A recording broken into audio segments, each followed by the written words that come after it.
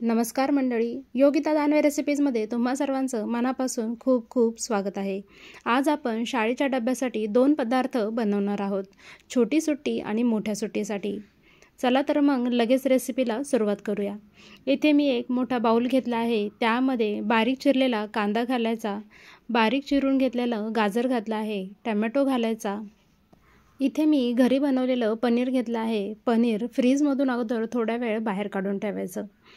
आता बारीक चिरलेली कोथिंबीर, बारीक चिरलेली शिमला मिर्च, बारीक केलेली काकडी घातली आहे, ऑर्गॅनो घालायचं आणि चिली फ्लेक्स घालायचं आहे।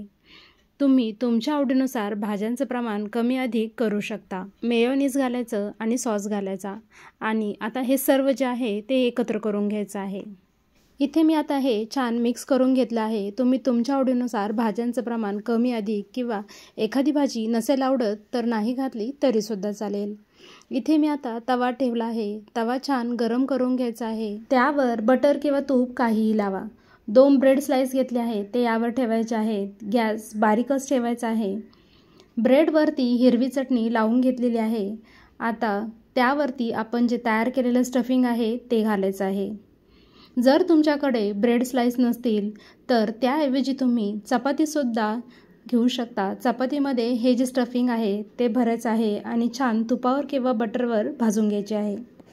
स्टफिंगवरती चीज स्लाइस ठेवायचे आहे आणि त्यावरती दुसरा ब्रेड ठेवून द्यायचा आहे आणि दोन्ही बाजूने छान आपल्याला खरपूस होईपर्यंत भाजून घ्यायचं आहे। चीज स्लाइस घालणं ऑप्शन आहे, नाही घातलं तरीसुद्धा चालेल। उलटण्याने असं थोडंसं दाबून घ्यायचं, नाहीतर स्टफिंग बाहेर येऊ शकतं। खालच्या बाजूने छान भाजलं आहे। आता दुसरी बाजूसुद्धा भाजून घेऊया। स्टफिंग भरोपर्यंत गॅस बारीक ठेवला होता, नंतर मध्यम करायचा आहे।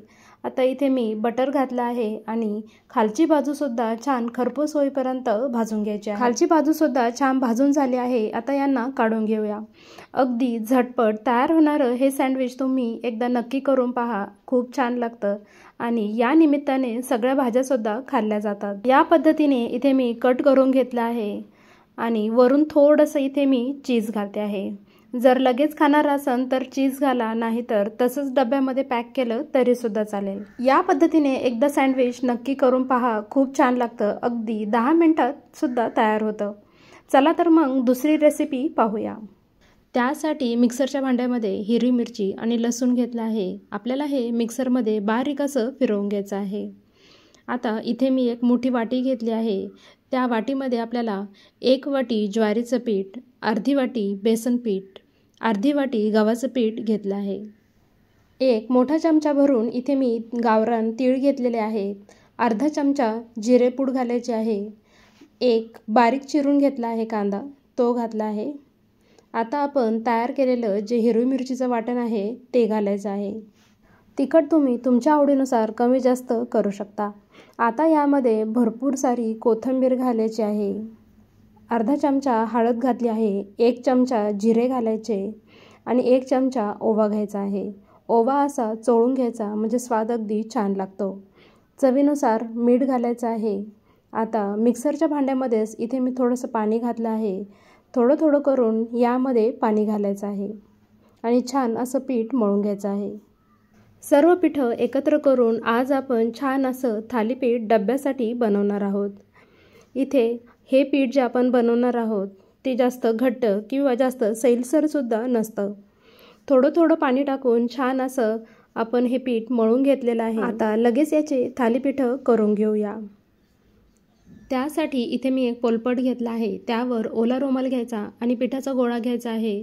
थोडासा गोल करून घेतला आहे। आता आपल्याला पाणी लावून हे छान थापून घ्यायचं आहे। जास्त पातळ आपल्याला हे थापून घ्यायचं नाही आहे, थोडंसं जाडसरच ठेवायचं आहे। थापून घेतल्यानंतर मध्यभागी आणि बाजूने गोल करून घ्यायचं आहे, म्हणजे छिद्र पाडून घ्यायचं, त्यामुळे थालीपीठ छान भाजलं जातं।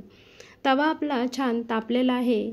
थोडंसं तेल घालायचं आणि त्यावर थालीपीठ घालायचं आहे। साईडने आणि जे होल केलेले आहे त्यामध्ये थोडं थोडं तेल घालायचं। वरची बाजू थोडीशी सुकल्यानंतर पलटून घ्यायचं आहे। पुन्हा थोडंसं तेल घालायचं आणि दुसरी बाजूसुद्धा छान भाजून घ्यायची आहे। वरची बाजू थोडीशी भाजली नाही आहे, त्या बाजूने सुद्धा छान भाजून घेऊया। इथे आपलं अगदी मस्त असं थालीपीठ तयार आहे। अगदी झटपट, पौष्टिक, खायला सुद्धा अगदी छान, बनवायलाही सोपे। हे थालीपीठ तुम्ही एकदा नक्की करून पहा आणि कसे झाले हे मला कळवा। आजच्या दोन्ही डब्याच्या रेसिपी तुम्हाला कशा वाटल्या? आवडल्या असतील तर लाईक, शेअर आणि सबस्क्राईब नक्की करा। पुन्हा भेटूया अशा छानशा रेसिपीसोबत। तोपर्यंत धन्यवाद।